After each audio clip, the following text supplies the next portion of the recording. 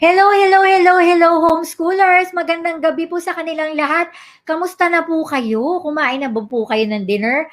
Hi, Paul. Hi, Jean. Hi, Christine. Hi, Christine! Lagi nandito si Christine. Thank you so much. Hi, Cherry. Also, Cherry. Hello. Hi, Chacha. Hi, Lauren. Hi, magandang gabi sa inyong lahat. Magandang gabi. Thank you so much for always gracing our lives. Hi, Lulu. Hi, Lulu. You're watching from Dubai. Hi, Melissa. Hello, good evening to each and every one of you. Hi, Ara. Hello, magandang gabi. Okay, I'm really excited with tonight because, as I said in my post, it's Mother's Month. Mother's Day nasa Sunday, and I know this is one of the important traditions, our Filipino tradition that we always, wait for it to happen. And alam ko na sobrang importante ang role ng being nanay, and we want to celebrate it with you guys. Hi, Katie. Hello, Julie. Hi, NDNC. And for this event, I just want to just make lang a little housekeeping, okay? Okay, we are doing all these videos to inform you, educate you, empower you, and encourage you. We are not here to tell you what to do. I just want to make a disclaimer. That's my housekeeping, because at the end of the day, God has given us the opportunity to make great choices. And we are encouraging you to seek God. So whatever we're going to tell here is always just telling to you how God transformed our own life, not only in homeschooling, but life itself. Hi, Audie. Hi, Karielin. Hi, Carrie. Okay. Hi, Edlin. And I'm so privileged to just introduce to you our guest tonight. Grabe, no? Hindi ko nga alam paano ko siya introduce. I was trying to research how people see her, but I'm just gonna tell her, I'm gonna just tell you guys how I know her, no? You know, as I've met Chesca like 2 years ago, I've never realized how Chesca and Dog are the most humble people that I know. When I say humble, they're the people na sobrang silang down to earth. They are, pag tatawagan mo, te-text mo, magte-text back. Alam mo yung mga ganun maliliit, um, they, kung ano man yung tatanong mo, sasagot sila immediately. Not only that, they always, I love what they do because they use their platform to be able to be a blessing to others. And that's one. And not only that, they're the couple that's always willing to learn. They have an open heart and an open mind. And the goal of their family, the Kramer family, is always to be a blessing to others. They use whatever they have to be a blessing to others. And at this point, alam ko na um, madami siyang ginagawa sa bahay, and managing a house is really not that easy. But I thank God for the time that God has given her for her to be here. So, without further ado, dahil gusto ko na kami magkwentuhan, okay, I want to introduce to you my good friend, Chesca Kramer. Hello, dear. Hello, good evening. Hello, Ate Novi. Hello, thank you for having me. It's such an honor to be part of this night to make kwentuhan with you and to all of the people who have subscribed tonight with us. Yeah. And I like what you said, Ate Novi. We're not here to tell them what to do because, God has given us our own instinct, diba? He's given us all discernment. So we listen and then we pick what are the things that we want to do and what are the things that, we can do better with our families. Yes, yes. Kasi nga, di ba, every family is unique. Di ba? Nakakatawa. Well, I was telling them, kasi sabi ko, paano kita i-introduce? But I just want to tell them how God, showed to me who you are, the Kramer family in my life. And truly, you are a blessing to us, Chess and Dog, and your whole family. Thank you. Oh Keep my doing gosh. what you're doing. Ate Novi, Okay. Ano? Chiki kayo, sobrang idol couple namin kayo because we also learn so much from the both of you and what a blessing it is to have friends that also love Jesus. Thank you, dear. Thank you. Thank you sa mga prayers nyo. Thank you. Okay. Mag-start na tayo, no? Sabi ko nga, kakaibang Q&A to na gagawin natin. But siguro, so that people can get to know your homeschool journey. So how did you start? How did you decide? Why did you decide to do homeschooling? Well, we started homeschooling almost, I'm going on my third year already homeschooling. So we started homeschooling because Doug asked me. He said, "Honey, I want to spend more time with the children. I want to see them enjoying being a child rather than spending so much time always studying." In the beginning, I really didn't want to homeschool the kids because I didn't want to put their education in my hands. And so I kept on saying no year after year after year until one day our friends, Jennifer and Peter, we were having lunch and they asked and said, "Would you want to homeschool the kids?" I said, "No, Jennifer, I don't want to homeschool the children." And they're like, "Why?" And then they said, "Why don't we invite you to the home of our brother and sister, Joy and Edric, who was your guest uh, a few days ago?" And so I said, "Okay." And he goes, "Just look at their homeschool, how they do things." So we went, and in a way, it kind of convinced me, but I had to pray much much more about it. And then came along you and Kuya Chinky, and then we saw how you guys did everything, your setup, and really having friends like Peter and Jennifer, Edric and Joy, you and Kuya Chinky, it really encouraged Doug and I even more that we could do it. And I kept praying about it. So what I did was I researched, I looked at I looked at blogs, I read blogs, and then I looked at the pros and cons. And then I looked at the books, all the possible books. And then you showed me also all the books that you've been using. I said, "Wow, the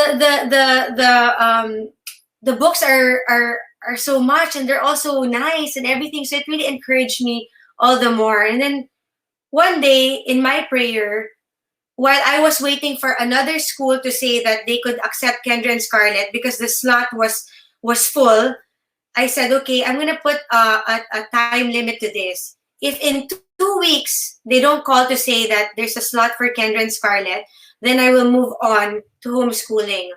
So as I was praying, I said, "Lord, I don't want to put my children's education in my hands because I'm not sure if I can give them the best." And then the Lord spoke to me and impressed in my heart and said, "You always spend for what is best for your child. You're always searching for what is best for your child. Don't you think you are what's best for your child?" And so, wow, parang suddenly there was divine intervention that happened. And then from there, I told my husband, "I think I'm ready because God impressed something in my heart and it gave me peace." So that's my story. Wow!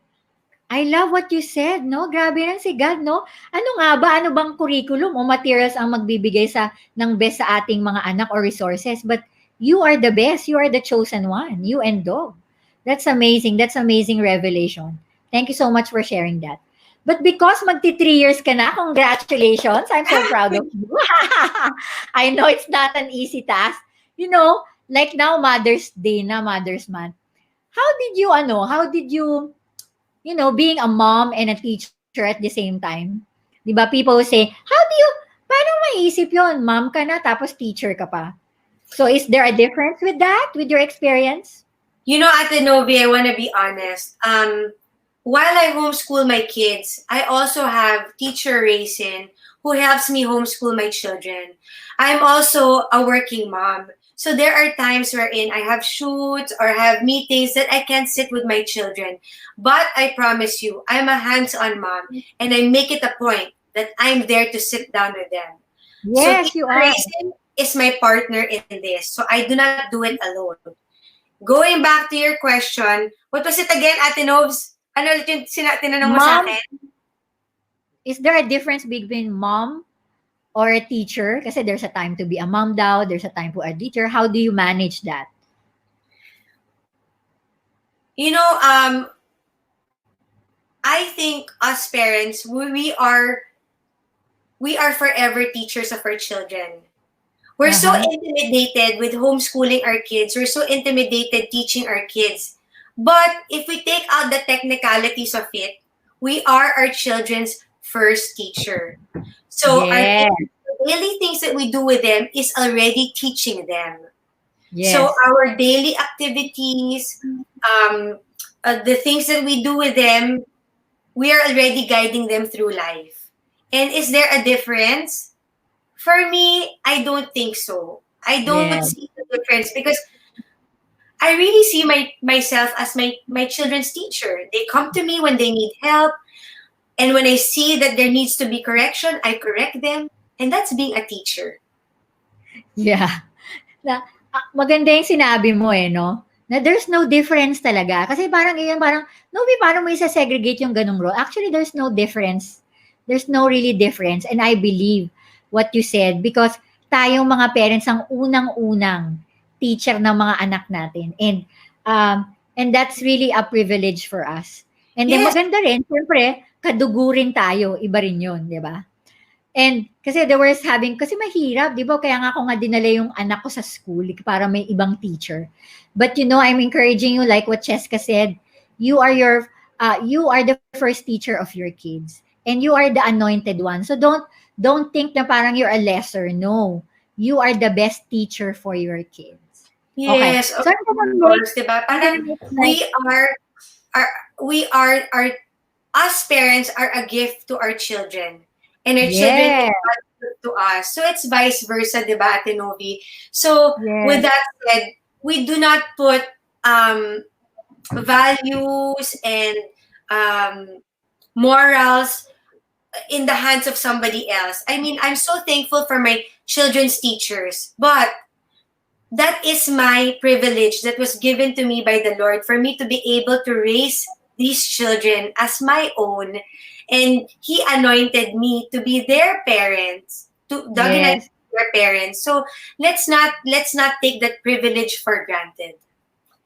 It's true. Like now in this pandemic, 'di ba? It's really a privilege na hindi tayo makalabas and will be able to value what we have inside our house, 'di ba? And being with family and being, focusing on what really matters most, which is family. Okay, I'm gonna make a like keywords and then you tell that with your 3 years of experience in homeschooling. Um, when I say a word, you just have to think about it, kung ano yung experience, and then you can share it. Okay. Flexibility. Ah, that's the time that's given to us because we're homeschooling. Time is not of the essence when you homeschool. You can put as much time to a subject or to a lesson na hindi nila maintindihan.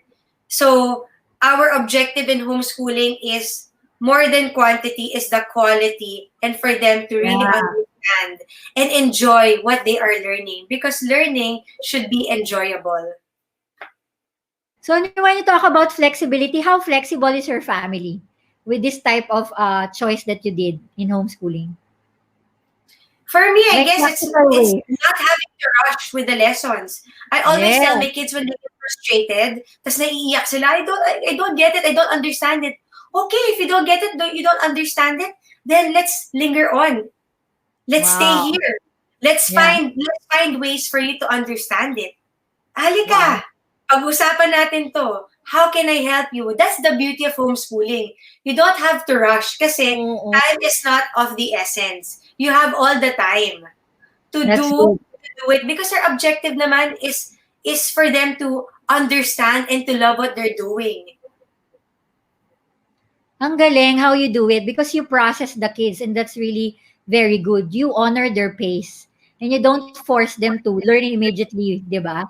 And that's a very good atmosphere that you're doing in your house. Congratulations, Cheska. Oh, Okay, now, socialization. okay, Oh, so I 'di ba have a meron lot. issue like that eh. Yeah, I know. I have a lot Issue of yan people. lagi. I have a lot of people who question me about my children's socialization. But you see, socialization shouldn't just begin and end in school. Socialization actually happens at home first, with your parents, with your siblings, with the people in your home, because character building begins at home. And when you give your children the confidence that they need, they are able to face other people with much confidence too. So socialization begins at home. That's for me. Totoo yan, I agree. Kasi pag hindi sila trained to have a good socialization with you and dog, how can they, do that output outside if they're not secure with your relationship with, which is Exactly. this is my next word, relationship. Relationship without, okay, relationship is so important. Yeah. We should build on we should build on our children's heart, because Yeah. it will be hard to get through our children if we have no relationship with them. That's good. How That's will good. you know your child's heart, and how will your child know your heart if you don't have time together? Yes, You that's know, true. um, imposing happens when your child doesn't know you.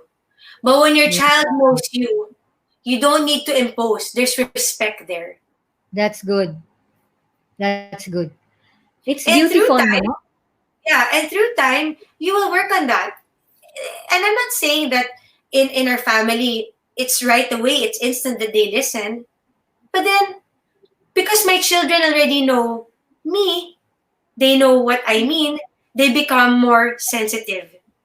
Yeah. They know the heart. You know, it's so important when you know your child's heart and when your child knows your heart. They know where it's coming from and you know where they're coming from. Yeah. And because of that relationship, it births to trust. So no Yes. matter guidelines that you put at home or whatever, they know that they will be safe in whatever instruction they're gonna give because they trust you because of that relationship that you built. Thank you so much, Chess. Okay, goals. Goals. Goals. So important to establish goals. It doesn't matter how young or how old your children are. But when there is communication, and in the communication, there's comprehension, meaning understanding, you can come up with common goals. Why Yes. is it's so important for you to also hear what your child has to say. Hindi lang laging ikaw at Ah, ikaw na lang lagi. panalo yan. Yeah, that's good. So, tell them what you think and what you feel and ask them, what do you think and what do you feel about what I'm telling you? And if they do not agree, then you ask, so what is the solution to this? What what are the things that we can come together with so that we can establish our goals? And shall you establish those goals? Those are the same goals that you can come back to whenever one of you forget it. Yeah, that's really good, no? Yan, tandaan nyo yan mga magulang ha. Importante na even though na tayong mga magulang, we make our own goals and plans, importante that we always see also kung ano namang goals ng mga anak natin. They need also to know where are you coming from. And we also need to know yung mga anak natin, where are they coming from. That's really good. Panalo yan. Yung iba kasi sinasabi na parang tingin nila goals, ito yung kailangan mo ma-reach, ito yung mga kailangan mo. Pero ang ganda, how you gentle execute it. Because you always consider the kid's thoughts as well on that level. I Yeah, you think were saying something? what we need to what I need to also remember, and maybe what I would like to also share, is that we should manage our expectations. Our expectations Oh, ruin our relationships when we expect them to be the way we are. Diba? If we expect them to be the way we are, they're also expecting you to be the way they are. So let's manage your expectations, diba? yes. Ang galing mo kasi dapat yun yung next word ko pero nasabi mo na. Ang galing. Okay, next. Say Assessment. hi to Tita Novi. Hi, hello. Hello, Luby. Hello. Good evening. How are you, dear? I'm good. Good evening. Oh, good Hope you're evening. safe at home. You're getting taller na. Oh, sure. Okay, the word is assessment. Assessment. Never Well, in school there assessments. yeah, well, I mean, So when how? we, because we're homeschooling, it's important for us, while we assess our children, we should also assess our character as well. Yes, Be that's a one good. can be a one-way thing wherein we're just assessing them. We should also assess ourselves and also ask our children, how can we improve? How can we be better? How can we work together? Because homeschooling and even parenting becomes um, more, how they say it, more effective when we are not self-centered. Yes. That's good. And that's the right assessment. It's not about worksheets. It's not about how they finish the year, but the assessment of the heart is the most important thing. And it's not only the heart of the kids, most especially is the heart of the parent. Kasi we are the one who's making that kind of atmosphere at the house, at Yes, home. and we are their models. We are their very first Yes. examples. That's why alam mo Ate Novi, hindi ako magpapaka-saint dito. I also lose it sometimes. Go, I go, go. get angry. But then I always go back to, what is my goal ba? What do I Yeah. want my children to learn ba? What do I want them to pick up from me? And so when I fail, it's also it where I fail should also be where I should come back.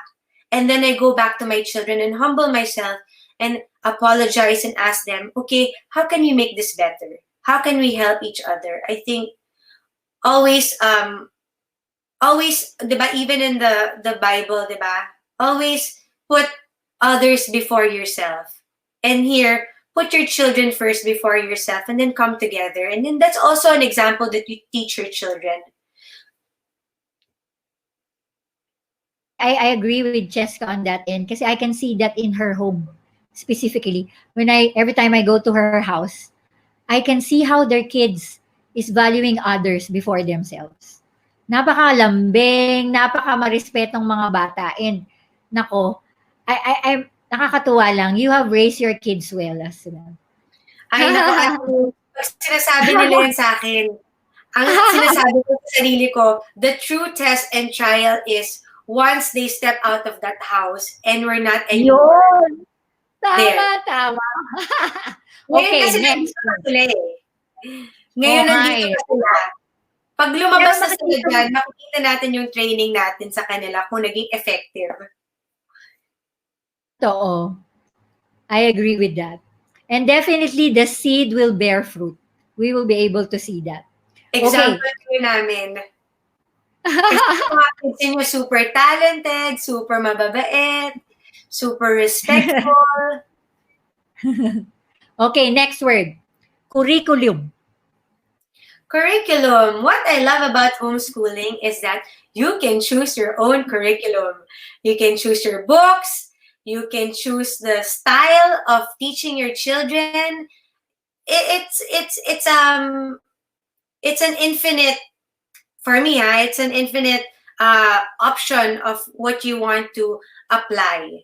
So with my kids and I, we have our preference, and the things that siguro they were having a hard time with in regular school, that you feel that you can tweak now that you're homeschooling, it is of the advantage. Syempre, when you're with other children, you follow the same curriculum, but it doesn't necessarily mean that's the learning style of your child.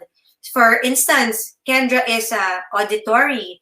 Scarlett and Gavin are more visual. So we have all these manipulatives to go around and go about. And because time is not of the essence, we can focus on that learning and the perfect curriculum for them.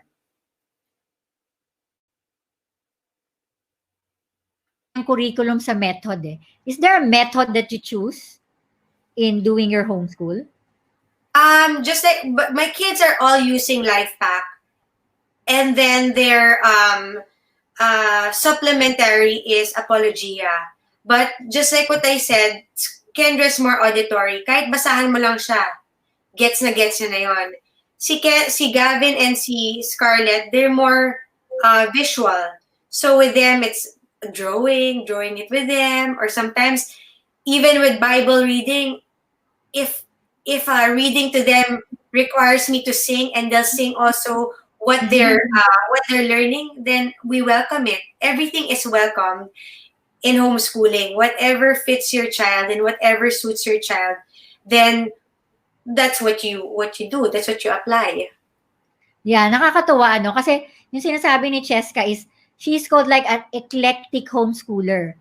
'Di ba nung isang araw meron tayong tinawag na Charlotte Mason. So, si Chesca chose eclectic homeschooling, meaning she has a little bit of everything. Whatever matches her child, that's what she does. Nako. Yeah. Thank you so much for that. Kasi pareho tayo, ganyan din tayo eh. Meron akong season. So, minsan nag-iiba-iba. And then, sometimes like, what I do as well is, I let my kids evaluate the curriculum that I use. And then, I will ask them, do you still like this? Or are you still bored? Or you think you want to learn more other topics or other methods? And then, that's, yung para bang, kami ni Chinky is like, we go to the felt need of the child rather than focusing on the curriculum or the method, di ba? We focus and we meet where our child is rather than what the curriculum is saying or what the competencies are saying. And that's good. Very, very good. Okay, meron dito nagsasabi, I think this is a good question. Do you have ever meltdowns and how do you handle it? Oo naman. Kaya nga sabi ko, I'm not also, diba? I have How meltdowns. do you handle it? I raise my voice and sometimes I lose it. But then again, what I always say is I humble myself and then I ask myself, what am I trying to teach my kids? What do I want them to learn from me? Is this something that I want them to pick up? And then so I go to them and I talk to them and I ask them. First I apologize and I ask them, what do you think? What do you think happened? Why do you think we ended up to this? So it's again going back to the heart of the matter. Really good. Yeah, meet, oo, tama. Ang dami mga questions dito eh. Pero later, bago ng ganun, what is your favorite activity that you do that, you know, kasi I'm sure lahat tayo ngayon na ECQ, lockdown, na hindi ka dapat gumastos na favorite activity mo na ginagawa mo sa mga anak mo. My kids like to go walking. So we go walking. Right. And then we look at our surroundings and then we tell stories about the things that we see, talk about the childhood. My kids like to reminisce about my childhood. So, and even Doug's childhood. And then one of the things that we also like to do is to read stories. Yeah. Yeah. But actually kids, kwentuhan lang sa kanila, masaya na sila because, they really crave to be with their parents. And I think you're gonna share to us, no? A book that is meaningful for you in the family. When you're reading, It's okay. really nakakaiyak. Oh, I'm excited. I'm excited to listen to you read aloud. Parents, Chesca will do a read aloud to us. It's a privilege, and thank you for sharing to us one of your greatest or favorite activity that you do to your kids. Okay, what is the title of the book that you're gonna read to us? I am going to read Just in Case You Ever Wonder by Max Lucado. Okay, sige. There were two books that I was choosing from.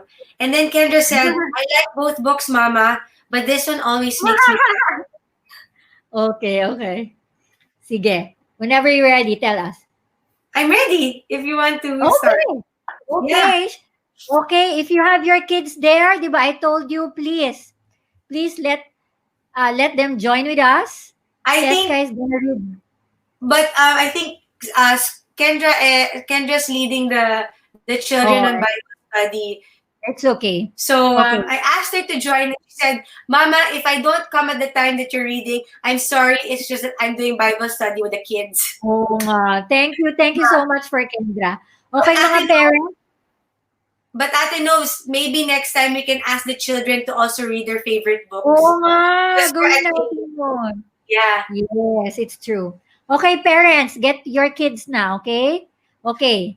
You can start now, Ches. Thank you. Just in Case You Ever Wonder by Max Lucado. Long, long ago, God made a decision. a very important decision. One that I'm really glad he made. He made the decision to make you. The same hands that made the stars made you. The same hands that made the canyons made you. The same hands that made the trees and the moon and the sun made you. That is why you are so special. God made you. He made you in a very special way. He made your eyes so they would twinkle. He made your mouth so you could smile. He made your laugh so you could giggle. God made you like no one else. If you looked all over the world, in every city, in every house, there would be no one else like you.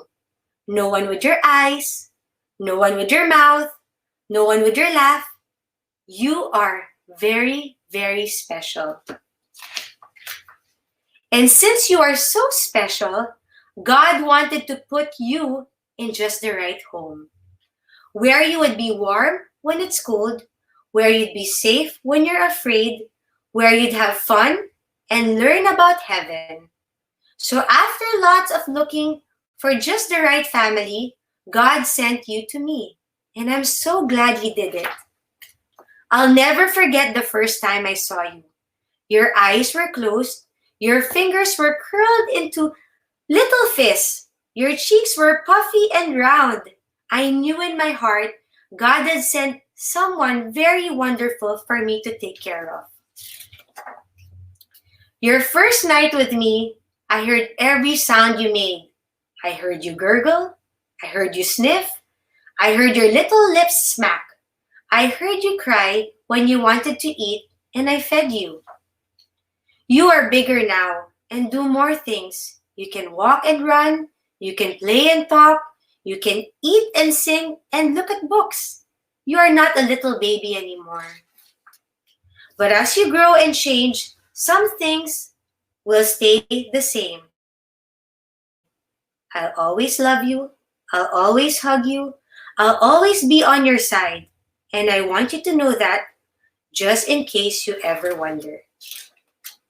Remember, I'm here for you. On dark nights, when you hear noises in your closet, call me. When you see monsters in the shadows, call me. On hard days when kids are mean and don't treat you like you should, come to me. If your grades are bad and your teacher is mad, come to me.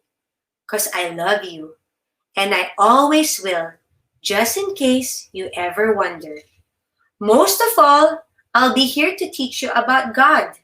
He loves you. He protects you. He and His angels are always watching over you. And God wants me to make sure you know about heaven. It's a wonderful place. There are no tears there, no monsters, no mean people. You never have to say goodbye or good night or I'm hungry. You never get cold or sick or afraid. In heaven, you are so close to God that He will hug you just like I hug you. It's going to be wonderful. I will be there too, I promise. We will be there together forever. Remember that, just in case you ever wonder. The end. Wow! Nakakaiyak naman yan. It is! So beautiful. So, why is this your favorite book to read to your kids? Well, it shows how much parents pray for their children and how Oh, they much cry. parents love their children so much. And that every child is unique and every child is a gift from God. And that every child is precious to God.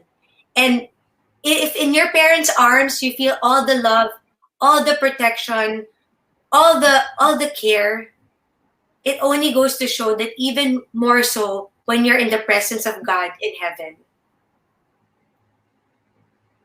Grabe. Na-speechless ako dun, Ches. Ang Ang ganda ganda lang, niya. how God assured us with that, no? I mean, our connection with our kids, but most especially how God is assuring us. Di ba tayo? We wonder what's gonna happen with this COVID. We wonder what's gonna happen with the unknown. Actually, we don't even know what will happen tomorrow or the other days and everything. But just you ever wonder, God is assuring us of that love. Di ba? Yung, meron kang sinabi na, I will always love you. I will always hug you.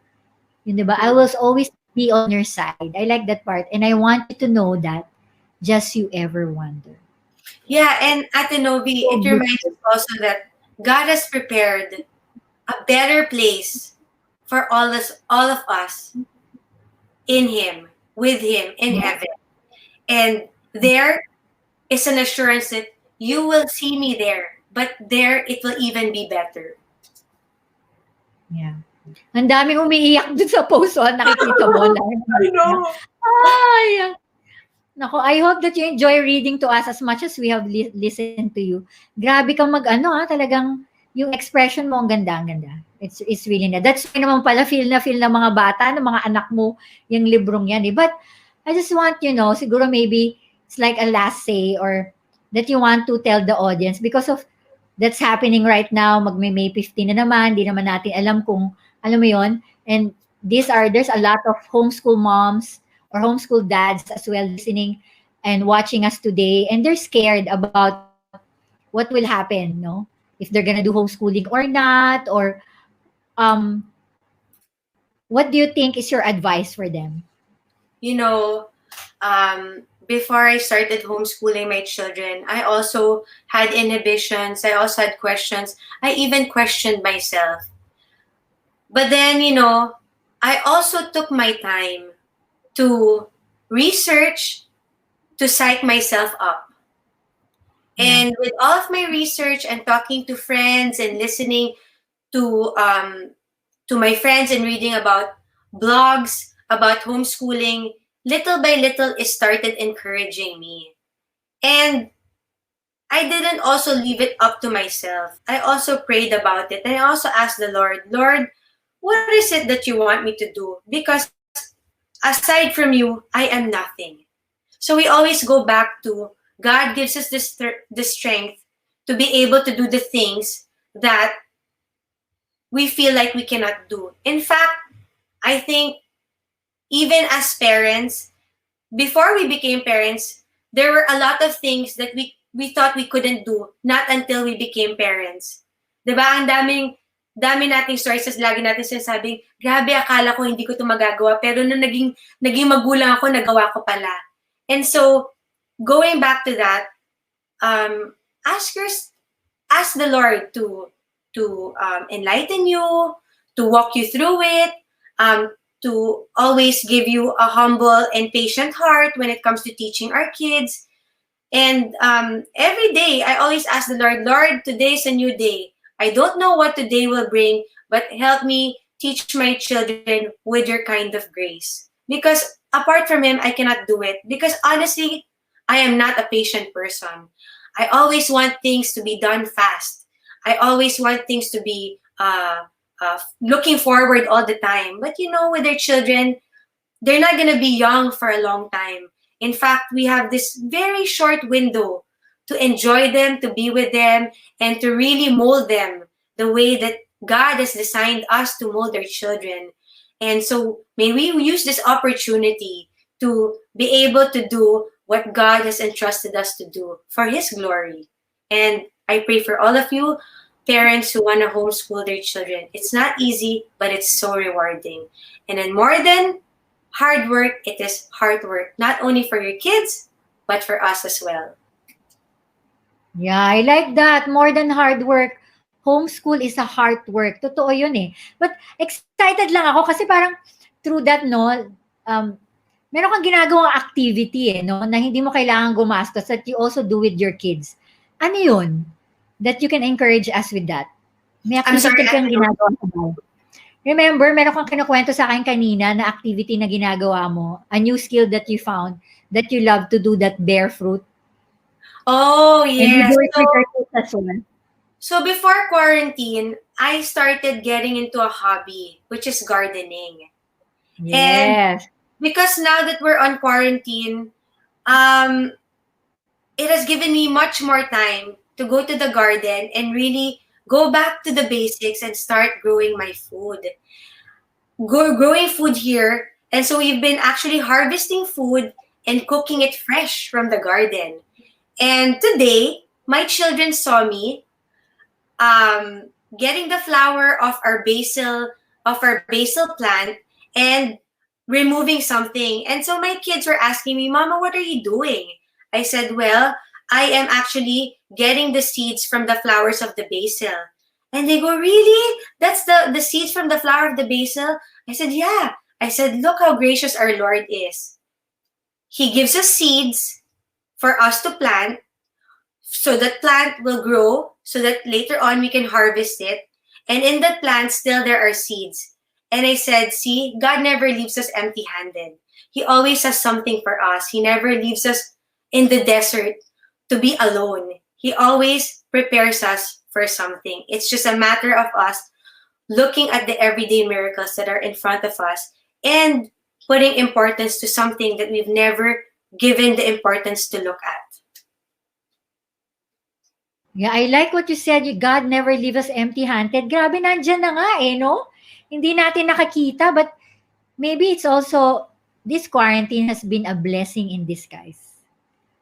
That we could It be able has. to, yeah, focus on the things na, yung, kala mo before hindi importante pala yun. At yun talaga yung importante. And nakakatuwa lang na you are now gardening. And ang dami mo na plant, diba? Iba't ibang plants na. And then, you do that also with your kids. Yung sinasabi mo nga kanina sa akin, ayun, let's go back to the basic and appreciate the basics. Actually, that's true eh. No? Whatever we have at home, kahit small pot lang in your garden, you can start from that. O, ang tinatanong nila, is it okay? May mga questions dito. Mahirap ba mag-garden? Of course, I have a lot of my follower friends in both Instagram and Facebook who always tell me that they want to garden, but they don't have enough space. I think space becomes the issue. But Oo then nga eh. I always say that there are plants that you can actually plant in pots. So you just have to find out how big those plants get for you to be able to find the right size of pot.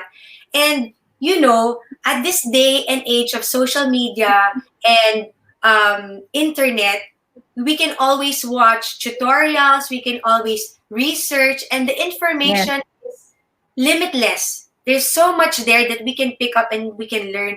And what I learned about gardening is that there are no mistakes, just experiments.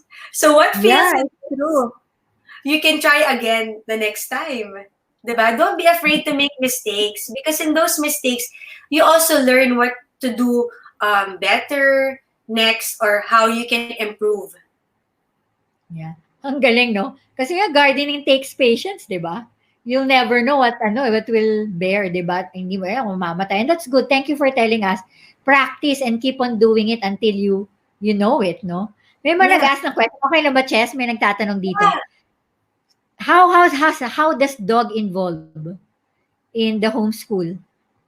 So every now and then Doug teaches also subjects, whether it be math or English, science. He sits in every now and then. And then for sports, he's also there to coach the kids. But then again, I say that teaching your children shouldn't just be when you're teaching them, when you're tutoring them, or when you're teaching them in homeschool. You're your children's every day, every minute, every second teacher. So I always say, your presence in your children's life is already teaching them something, whether it be good or whether it be bad. Yeah. Saka, hindi naman kailangan magturo ang tatay ng certain subject eh. Sobrang importante yung presence ng tatay. Not only that, the coaching, the learning lessons and life skills that dog teaches the kids. That's also my husband. Ako, one of the things that talagang kailangan ko ng tulong, di ako marunong sa Filipino. Di ko kayang magturo ng Filipino. Ikaw ba? Para magturo ng Filipino? Si May God naman, question kasi dito eh. napakahusay Sabi, niya. paano mo daw natuturuan yung mga anak mo ng Filipino? Kasi parang ang first, ano daw nila is English. May You know nagtanong what? dito. The thing with books that you buy, they already come with a teacher's guide. So Ah, it becomes easy. Like for my kids, it comes with a teacher's guide. There's already tests. There are already activities that they suggest for you to do. So it becomes easy because they also understand the needs of parents when it comes to teaching their children. yun, na merong, usually naman nagbibigay sila ng mga teacher's guide on that end. Yes. Okay. What else are here? Ito. How do you teach your kids the realities of life? I I say it. wanted to ensure that love, ayan, respect our foundation of our homeschooling. How do you make sure that these are still implied despite of the words in imperfections? Wow. Okay. All right. So love, respect. What was the other one, Ate Novi? Love, respect. Yeah, wait lang. Nawala. Then, I wanted to ensure love and respect are the foundations of our Okay. homeschooling. Love and respect, for it to be the foundation of your homeschooling, should be consistent in your family life. You can't just show love and respect when you're teaching your kids, but not show love and respect in the spectrum of your family life. Because love and respect should be the foundation of your family life. And then because of that, everything follows. Yes, Does that it's make true. sense? Yes, and yun nga, it should start from us eh. Yeah. We need to model that first to our kids Kailangan, so that they'll be able to emulate, di ba? Or imitate that. yes. Yeah, you were Kailangan saying? kailangan maging consistent tayo. It shouldn't just be in one aspect, but it should be modeled every day. It should be Yes. something that's seen every day. Like love and respect just isn't just between child and teacher, but it should be parents towards children, uh, husband and wives towards each other while the children are seeing and watching you guys. Because remember, more than taught, it is caught. Yeah. And it's really mostly caught, Chess, di ba? Yes, that's why. Yun naman natatandaan nila eh. You, Okay, did you also consider your kids' thoughts yung before deciding to homeschool? Did you talk to them? Yan, may question dito. oh my goodness, they were the ones who told me they want to be homeschooled. Talaga? Yeah, it came from my kids. It really came from my kids. Um, it was Kendra who spoke to me and said, Mama, I want you to homeschool us. And Scarlett second the motion and said, Bakit daw? Bakit? Bakit gusto nila? Ba't sila nagkaroon ng idea ng ganun? I think, maybe it's also it's a lot of factors. It's waking up early in the morning, having more hours in school than actually having more family time. And then by the time you get home, you're still doing schoolwork. And then also the Manila traffic. So to my kids, by the time they're done with by the time that they're done with doing their schoolwork, their assignments, their projects, maliligo na sila, kakain na sila, tapos maya-maya matutulog na sila. So parang yung family time naging second priority rather than dapat yun ang maging priority. Nag-enjoy talaga sila sa homeschool eh, no? Nag-enjoy talaga sila. Ang galing. Nakakatuwa. Yeah. Okay, to seal all of this, kasi ayoko kitang mapuyat, baka maglalaro pa kayo ng mga bata at ni Dog, kasi alam ko lagi kayong merong something to do. Okay, to seal, what is the one of the greatest lesson that you learned from homeschooling? Again, I'll go back to this. Homeschooling is a lot of hard work. Okay. It's teaching your child's heart while your heart is being taught also. There's so much realizations with homeschooling. It's not even what you're able to learn academically. It's actually character changing.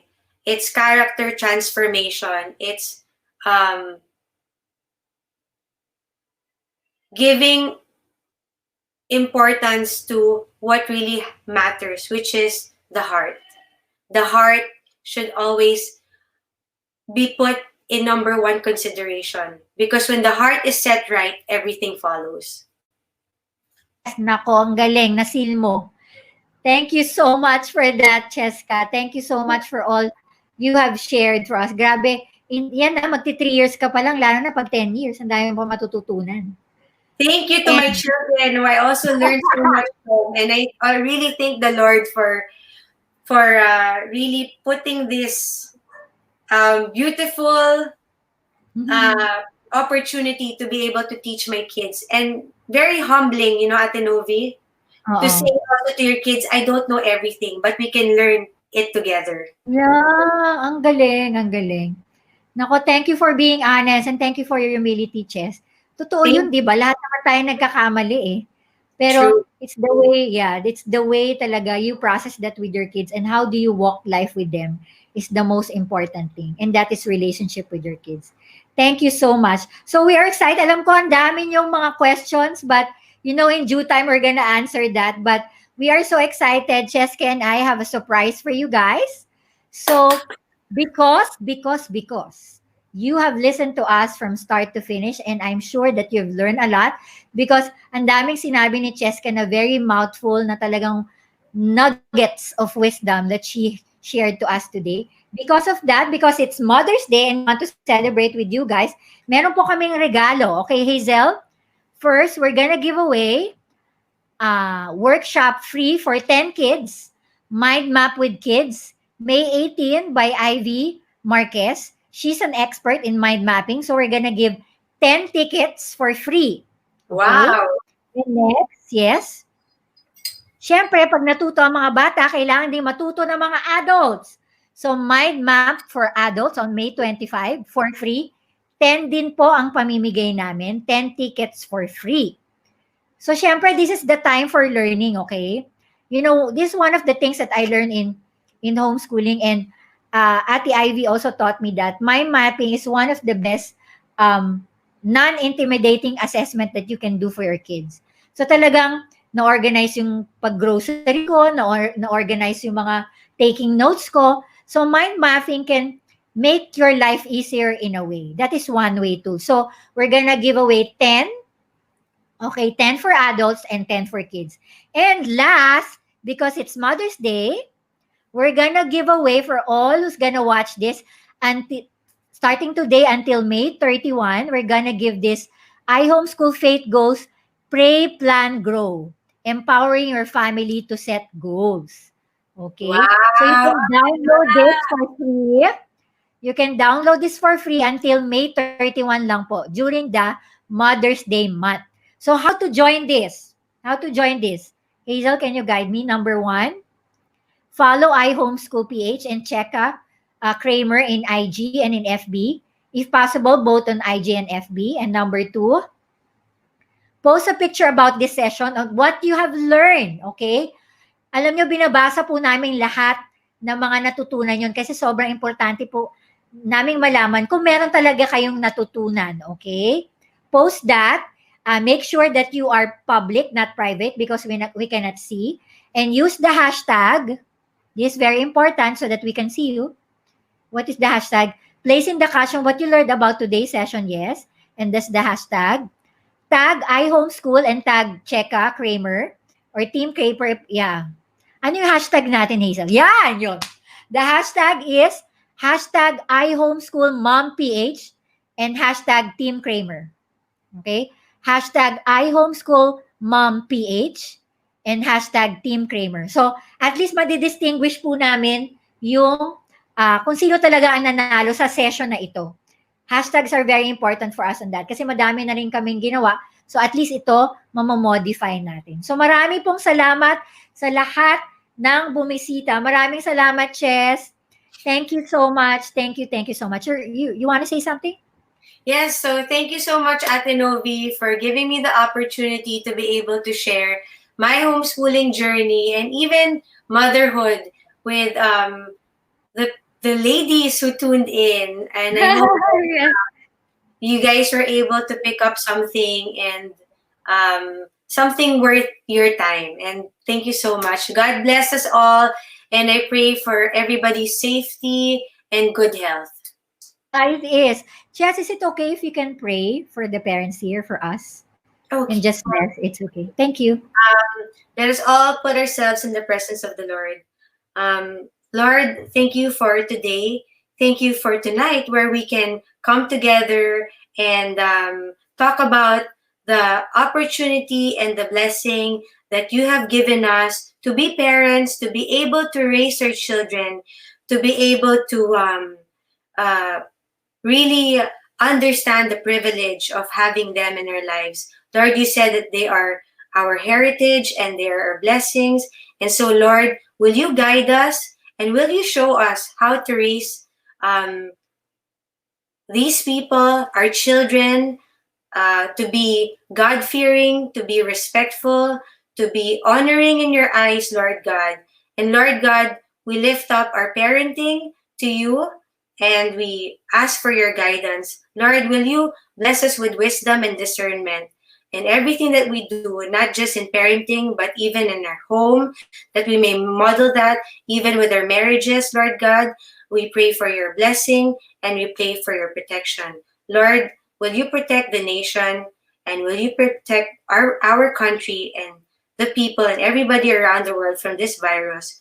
Lord, we lift everything up to you. Everything that we cannot control, we lift up to you. We love you and we praise you. In Jesus' name we pray. Amen. Amen. Happy Mother's Day, Happy Chesca. Mother's You're such a Day! blessing. Yeah. To your Happy kids. Mother's Thank you Day so much to for Ate sharing your Novi and life. to all the moms Yes. out there. Yes. Bye. Thank you so Bye! much. Oh, thank you. Okay, grabe. Ang dami po nating natutunan ang daming angles na natutunan dito. And I really thank Che for her life, that God really used her in this endeavor, especially now in homeschooling naman. So, nakakatuwa lang makita yung testimony ng ibang tao on how they journey with God as well. So, moms, happy Mother's Day. I hope you have certain plans this coming Sunday with your moms. Okay. Hello, kids. Okay. Try to honor your parents as well. Okay. This is the time to honor your mom. Okay. I just want to say, no, to see, uh, to wrap up all of this, I just want to share one verse.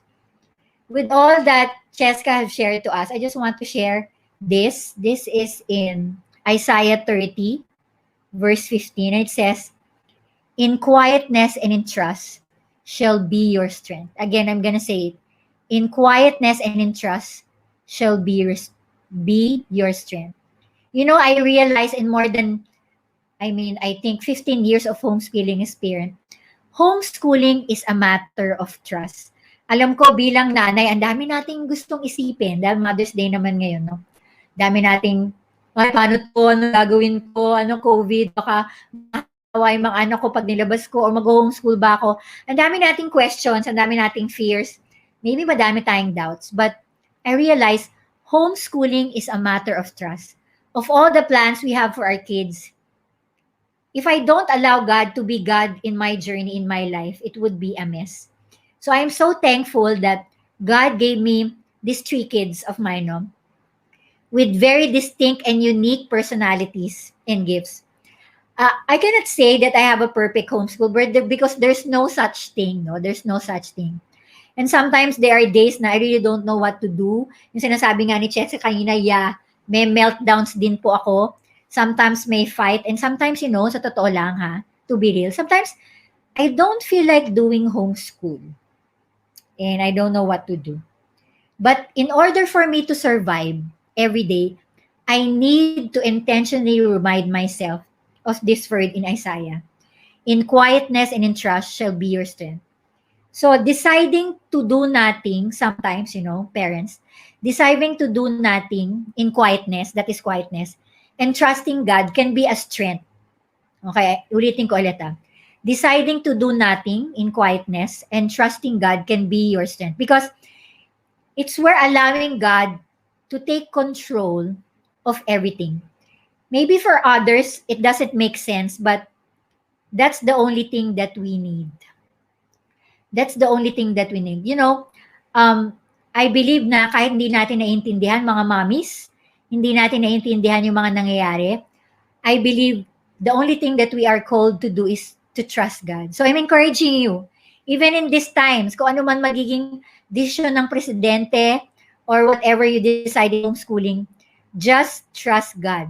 The question is, are we trusting God in our journey? Okay. Something to think about, mommies. Something to think about. So, happy Mother's Day to everyone. But before that, some certain announcements. Okay, Hazel? Anong announce muna natin? Okay. First, follow us, of course, in iHomeschool PH, FBIG, YouTube, okay? At magkakano rin po kami ng may Viber kami. Please follow us that so that we can effectively serve you. And also, magkaka-podcast kami, so wait for that. And next, if you want to learn more of the homeschooling, you can get my book, Hardbound, for $7.50. And then, you can also get a digital copy of this. There's a digital copy para hindi na kayo lumabas. Okay. It's for $500. And when you get all of these books, lagi yung may free organizer. Whether it's teacher organizer and student organizer na makikita nyo sa likod ng libro na may code po ito. Okay.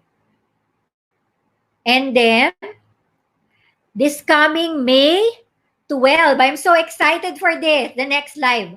Di ba pinag-usapan po natin yung Charlotte Mason? Sa May 12 po, ang guest po namin is Willie and Ruth Samaniego. Okay, unschooling, paano ba ito? So ano nga ba talaga ang unschooling? Excited ako dito kasi this is some method that I really didn't do but I'm really interested to learn. So unschooling, paano ba ito? So if you think you want to check out in this method, please join us on May 12. That is Tuesday, 8 p.m. Okay, marami pong salamat. So don't forget ha, meron kaming pamimigay, that's 10 adults, mind mapping, 10 adults for kids. Okay, and our faith goals. So just follow our instruction to you and you will be able to get it. Okay, lagi po lang nating tatandaan. Okay, in homeschooling, relationship is more important than academics. Ako po si Novi Antan, ang inyong homeschool coach, and I homeschool. Bye everyone! Bye!